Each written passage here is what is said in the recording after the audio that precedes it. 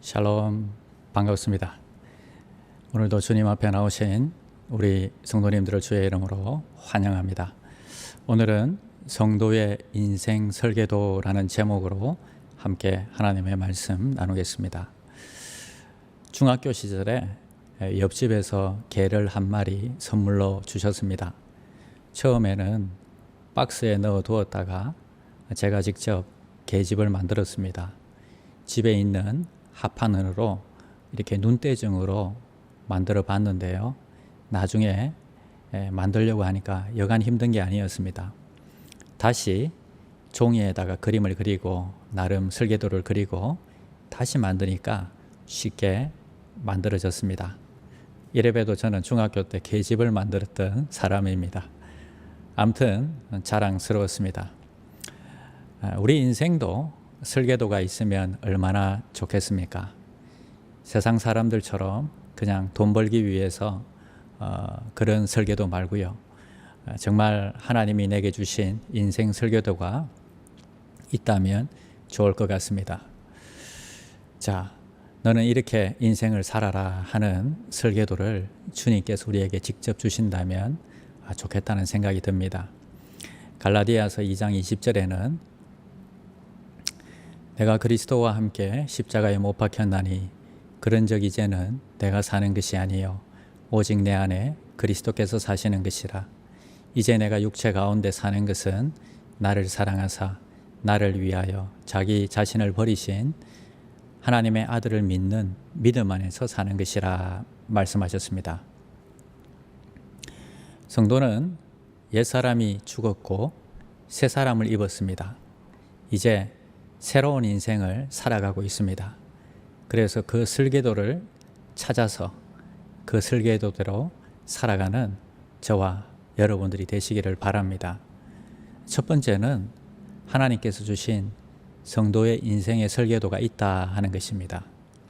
오늘 우리가 읽었던 마태복음 28장 18절에서 20절 말씀에는 예수께서 나와 말씀하여 이르시되 하늘과 땅의 모든 권세를 내게 주셨으니 그러므로 너희는 가서 모든 민족을 제자로 삼아 아버지와 아들과 성령의 이름으로 세례를 베풀고 내가 너희에게 분부한 모든 것을 가르쳐 지키게 하라. 볼지어다 내가 세상 끝날까지 너희와 항상 함께 있으리라 하시니라 말씀해 주셨습니다. 마태복음 28장 이 마지막 부분에 이 말씀은 인생의 설계도, 바로 신앙생활의 설계도다 하는 것입니다. 그리고 교회의 설계도입니다. 성도가 존재하는 목적, 교회가 존재하는 목적을 우리는 이 본문에서 알 수 있습니다. 그 목적을 이루기 위해서 우리가 어떻게 해야 하는지도 알 수 있습니다. 제가 예수를 어떻게 만났나, 믿게 되었나 살펴보니까요. 중3 때에 고신대학교에서 SFC 겨울 수련회가 있었습니다. 그런데 얼마나 추운지 정말 벌벌 떨면서 수련회를 했던 기억이 아직도 납니다. 그런데 제가 그곳에서 예수님을 영접하고 나의 구주로 그리고 나의 주님으로 영접했습니다. 그리고 제 용서함을 받았다는 것을 설교를 통해서 깨닫게 되었습니다. 사실 그 이후에 이런 놀라운 체험을 하고 난 다음에도 별로 바뀐 것은 없었습니다. 행동도 변하지도 않았습니다. 그러나 예전과 똑같이 살아왔지만 그러나 제 자신 안에는 확실한 변화가 있었습니다. 바로 죄 용서함을 받았다는 것입니다. 예수를 구주로 주인으로 고백했기 때문입니다. 우리 속에 있는 죄가 해결되었다는 것입니다. 하나님의 자녀 그리고 하나님의 백성이 되었다는 것입니다. 성령께서 내 안에 내주하기 시작하셨습니다. 그리고 그 이후에 대학을 가고 또 은혜를 받기 시작했습니다. 어머니를 따라서 기도원을 다니기 시작했는데요. 화요일은 양산 감림산 기도원으로, 또 금요일은 부산 금정산 기도원으로 그렇게 은혜를 받으러 다녔습니다. 그리스도와 하나 되고 거룩해지려고 무진장 노력했던 시간입니다.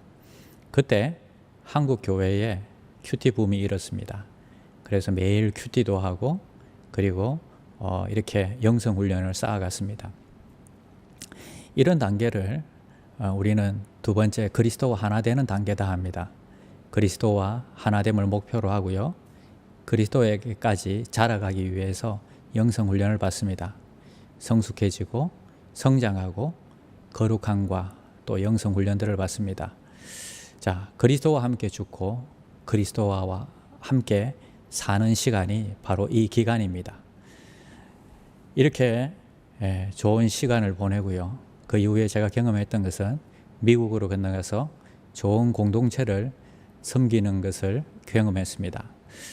제가 좋은 공동체 안에 들어가서요. 기도 지원도 많이 받고 사랑도 많이 받고 그리고 기도에 많은 빚도 졌습니다.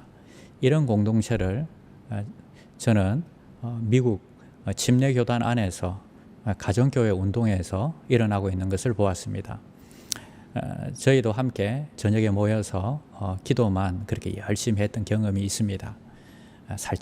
사실 살짝 맛만 보았죠. 그리고 이런 단계를 공동체, 교회를 경험하는 단계다 하는 것입니다. 첫 번째는 소수의 가족 공동체로 모여야 됩니다. 그래서 그 안에서 사랑을 경험하게 되고요. 그리고 성령의 이 전인 이 교회 안에서 영적인 공동체를 경험하게 됩니다. 그리고 이 세 번째는 영적으로 더욱더 성숙해지고 열매를 맺을 수 있는 장소가 바로 이 교회다 하는 것입니다. 소그룹으로도 모이고요. 반드시 큰 대그룹으로 모이는 이런 공동체를 경험하게 되는 것입니다. 시간을 조금 거꾸로 돌아가면요. 제가 대학 시절에 CCC에서 이렇게 활동을 했습니다. 주로 노방전도를 했었는데요. 기타를 치면서 같이 당신은 지금 어디로 가나요? 발걸음 무겁게 이런 찬양을 부르면서 노방전도 했던 기억이 아직도 있습니다. 그리고 어린이 전도협회에서 훈련을 받았습니다.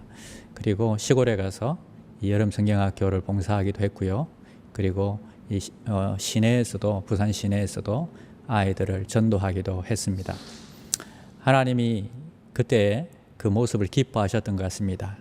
그리고 제가 기도하는 가운데서 방언을 받게 됩니다. 그래서 전도를 많이 하니까 하나님이 방언을 선물로 주셨던 것 같습니다. 그러나 제자 양육까지는 아직까지 나가지 못했습니다. 자, 이 단계가요, 바로 복음 전파의 단계입니다. 영혼 구원과 제자 양육의 단계죠. 그래서 우리 개인의 방향이, 영적인 성숙의 방향이 바로 복음 전파로 나아가야 하는 것입니다. 그리고 우리 소망교회의 공동체의 방향도 복음 전파를 향해서 나가야 되는 것입니다. 자, 그때는요, 전도를 많이 할 때라서 믿음이 굉장히 뜨거웠던 것 같습니다. 오늘 당장 죽어도 주님 만나고 얼마나 좋을지, 그리고 내가 살아도 이 남겨진 사명 때문에 사는 것이니까 뭐 괜찮다, 좋다, 이렇게 생각할 정도로 뜨거웠던 것 같습니다. 다음 단계가 다섯 번째, 영원한 하나님의 나라를 사모하는 단계입니다. 첫 번째는요, 천국을 소망합니다. 물론 이 땅에서 아직 완성되지는 않았지만 하나님의 나라를 경험할 수 있습니다. 그리고 영원한 하나님의 나라, 완성될 그 하나님의 나라를 소망하면서 살아가게 됩니다. 그때는 주님 언제 만날까 이런 마음으로 살았던 것 같아요. 그리고 두 번째는 그 나라를 위해서 준비를 합니다. 그리고 세 번째는 이미 누리면서 완성된 그 주님이 오실 때에 이 완성된 나라가 이루어질 것을 기대하는 것입니다. 이런 신앙의 여정을 보면요, 그 사람의 진단과 처방이 나오게 됩니다. 지금 어디에 머물러 있느냐 하는 것을 보면 그 사람이 어떻게 진단하고 그리고 어떻게 처방을 내려야 될지가 보입니다. 교회 안에 있지만 아직 예수님을 만나지 못했다. 그러면 예수를 믿게 하고 죄 용서함을 받게 하고 그리고 그 다음 단계로 이렇게 나가게 하는 것입니다. 자, 죄 용서 단계, 그리스도를 정확히 알아야 하는 단계입니다. 성숙의 단계, 그리스도와 사랑과 그리고 생명의 관계를 추구하고 훈련을 받는 단계입니다. 그리고 공동체의 단계, 인간관계를 알아가는 것입니다. 그리고 복음 전파의 단계, 복음과 세상과 인간관계를 알아가는 단계입니다. 자, 그런데 왜 다음 단계로 나아가는 것이 왜 그렇게 힘들까요? 가만히 보니까 바로 내 자신의 문제였습니다. 내 영성의 문제였다는 것입니다. 그릇이 준비가 안 되니까요, 이것이 버겁고 그 다음 단계로 나아가지를 못했습니다. 그래서 우리는 복음을 깨닫는 것뿐만 아니라 그 복음을 통해서 영적인 성숙까지 나아가야 하는 것입니다.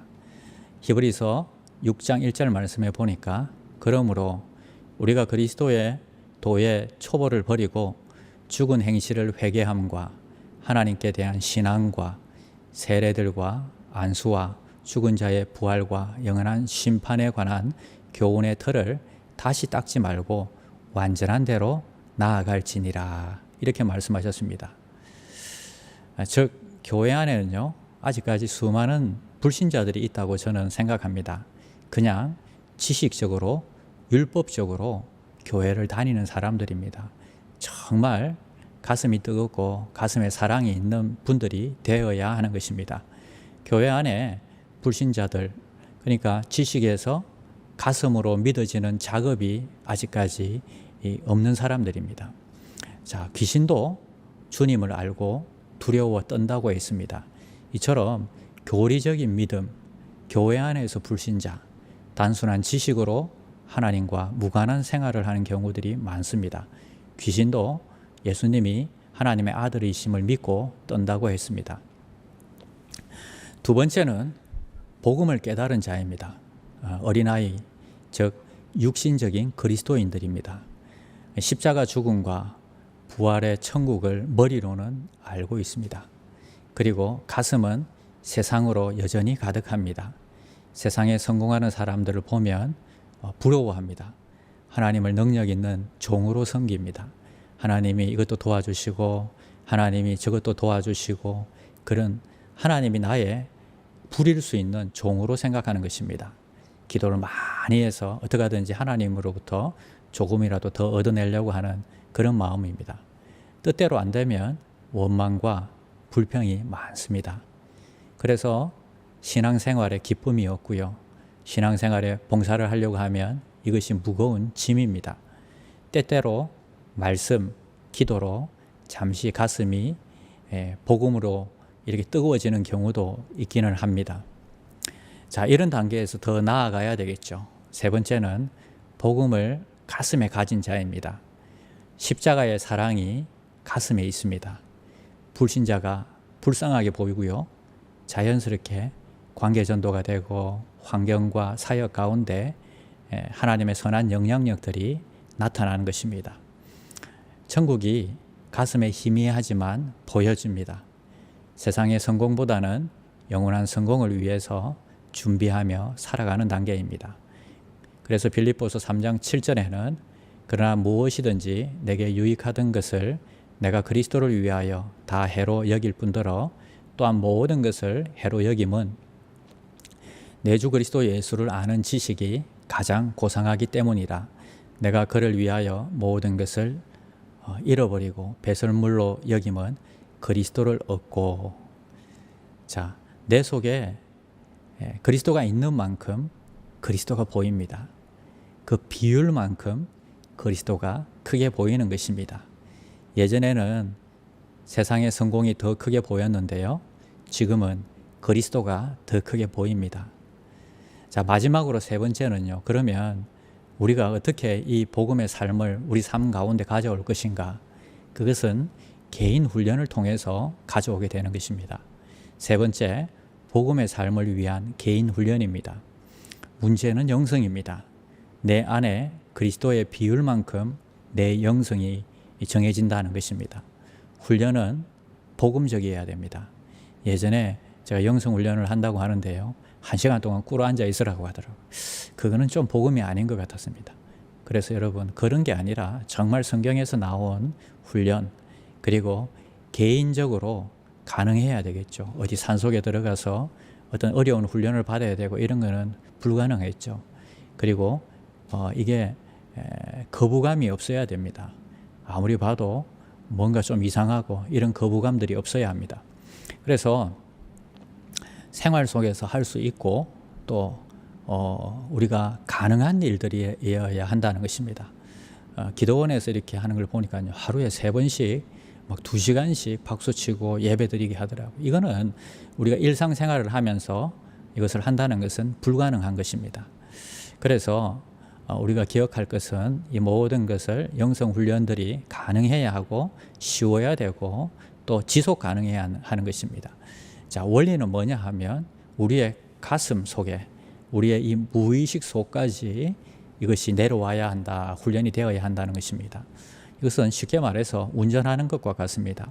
제가 한국에 나가서 운전을 해도요, 1년 만에 운전을 하게 되지만 여전히 운전하는 게 그렇게 어렵지는 않습니다. 이미 체질이 되었기 때문이죠.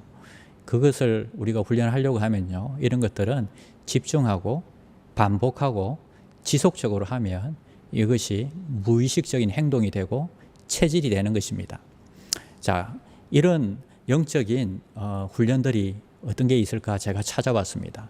보니까 여러 가지 기도가 있었습니다. 첫 번째 여러분들에게 소개시켜 드릴 것은 오심 기도라는 것입니다. 오심, 이 말은 하루에 5번 마음을 다해서 드리는 기도다 하는 것입니다. 여러분, 이슬람 이 기도 시간에 5번 이렇게 매일 기도 시간이 있지 않습니까? 그 기도 시간에 음악이 들릴 때에 우리가 하면 되는 것입니다. 안 되면 2번도 하고 3번도 하고 하셔도 됩니다. 그래서 이 내용을 보면 굉장히 복음적입니다. 나는 죽었습니다. 제가 주인이 아니고 예수님이 저의 주인이십니다. 예수님은 십자가에 죽으시고 부활하셨습니다. 부활하신 예수님을 가슴으로 만나서 따라가며 간증합니다. 사랑하는 가족과 함께 영광스러운 승리를 노래합니다. 여러분, 제가 아내와 싸울 뻔하다가도요, 제가 이 기도를 생각하고 나는 죽었습니다, 이러면 다 해결돼요. 사람들과요, 마음이 상해 있다가도요, 나는 죽었습니다, 이 기도를 하면 그냥 해결돼요. 그래, 나는 죽었다, 이제는 성령으로 사는 것이다, 예수 그리스도로 사는 것이다, 모든 것이 해결되는 것입니다. 자, 그뿐만 아니라 2번째는 복음 기도라는 것입니다. 우리의 이 가치관과 생각을 말씀으로 바꾸는 훈련 기도입니다. 그래서 여러분, 성경 본문을 가지고, 구절을 가지고 그것을 우리가 듣거나 암송하면서 복음 기도를 드립니다. 이렇게 하는 것입니다. 예수 죽음, 내 죽음, 나는 그리스도와 함께 십자가에 못 박혔습니다. 이제 살고 있는 것은 내가 아닙니다. 그리스도께서 내 안에서 살고 계십니다. 내가 지금 육신 안에 살고 있는 삶은 나를 사랑하셔서 나를 위하여 자기 몸을 내어주신 하나님의 아들을 믿는 믿음 안에서 사는 것입니다. 이렇게 한 2번 정도 반복하면요, 하나님의 말씀이 내 체질이 되고 내 마음이 되는 것을, 가슴이 되는 것을 우리는 경험하게 됩니다. 자, 3번째는요, 우리가 기억할 것은 이 영성기도의 비율입니다. 이것을 다른 말로 하면 90% 비율 기도라고 하는데요. 그러나 나는 내게 이루었던 것은 무엇이든지 그리스도 때문에 해로운 것으로 여기게 되었습니다. 그뿐만 아니라 내 주 예수 그리스도를 아는 지식이 가장 고귀함으로 나는 그 밖의 모든 것을 해로 여깁니다. 빌립보서의 이 고백처럼 여러분, 우리가 어떤 일이 잘 되면 10%의 성공을 하는 것입니다. 2번째는 그 일을 통해서 그리스도를 가슴으로 만나면 90%의 성공을 한 것입니다. 3번째는 일은 잘 되었는데 그리스도를 만나지 못하면 10%만 성공한 것입니다. 그리고 4번째는 일이 잘 안 되었지만 그리스도를 가슴으로 만났다면 90%는 성공한 것입니다. 그래서 늘 90%를 주님을 향해 있는 것입니다. 주님을 바라보는 것입니다. 그래서 이 10대 90의 기도 제목은요, 이런 거죠. 여러분들이 지금 긴급한 기도의 제목이 있다면 해결하거나 소원하는 그 기도의 제목을 분명히 적으시기 바랍니다. 그리고 두 번째는 기도 제목에 대한 열망을 가지고 10%는 기도 제목을, 그리고 90%는 그리스도를 구하기 바랍니다. 복음을 구하기 바랍니다. 말씀을 구하기 바랍니다. 그래서 내 마음 속에다가 이 말씀을 갖다가 90%는 담는 것입니다. 즉 내가 10분을 기도한다면 1분은 나의 기도 제목을 가지고 기도하지만 9분은 그리스도를 구하는 기도를 드리는 것입니다. 이렇게 세 번째는 기도의 제목을 기록하여 두고 기도 제목으로 기도할 시간들만큼 그리스도를 구하고 나중에 점검하는 것입니다. 주님께서 마태복음 6장 33절에 이렇게 말씀하셨죠. 너희는 먼저 하나님의 나라와 하나님의 의를 구하라. 그리하면 이 모든 것을 너희에게 더하여 주실 것이다 약속해 주셨습니다. 자, 성자들은요 이렇게 기도하다 보면요 하나님이 찾아오시기도 합니다. 음성을 들려주시기도 합니다. 그래도 성자들은요 그것을 거부합니다. 그것 때문에, 그 체험 때문에, 그 기적 때문에 하나님의 마음을 놓칠까 봐서입니다. 체험을 쫓아가다 보면 그냥 하나님의 마음을 놓칠 수가 있기 때문입니다. 하나님의 음성을 자꾸 듣다 보면 오히려 하나님의 마음을 우리가 놓칠 수 있기 때문입니다. 그래서 여러분 체험을 쫓아가지 않고 그냥 하나님의 마음을 부어달라고, 그것이 나에게 더 온전하고 그것이 나에게 더 소중하다고 그렇게 우리가 기도하면 되는 것입니다. 하나님의 마음을 구한다. 하나님을 바라본다. 너무 멋지지 않습니까? 사역하다가 우리는 그리스도를 놓칠 수가 있습니다. 신비한 능력 때문에 그리스도를 놓치기도 합니다. 그러나 우리는 늘 조심해야 되는 것이 기도는 10%, 그러나 우리의 마음과 그리고 복음을 향해서, 말씀을 향해서 내 가슴에 90%는 그리스도로 채운다. 복음으로 채운다. 이렇게 구하고 나가시는 저와 여러분들이 되시길 바랍니다. 그래서 복음의 말씀이 체질이 되어야 합니다. 이런 영성훈련이 없이는 나중에 사역이 감당이 안 되고요. 늘 교회에 오는 것이, 그리고 이 사역하는 것들이 짐일 수밖에 없다는 것입니다. 바로 영성이 문제입니다. 먼저 영성훈련이 되어야 하는 것입니다. 여러분 사역을 먼저 하지 마시고 복음을 먼저 가슴에다 채워 넣으시기를 바랍니다. 내 속에 채워진 만큼 그리스도가 보이고 천국이 보이는 것입니다.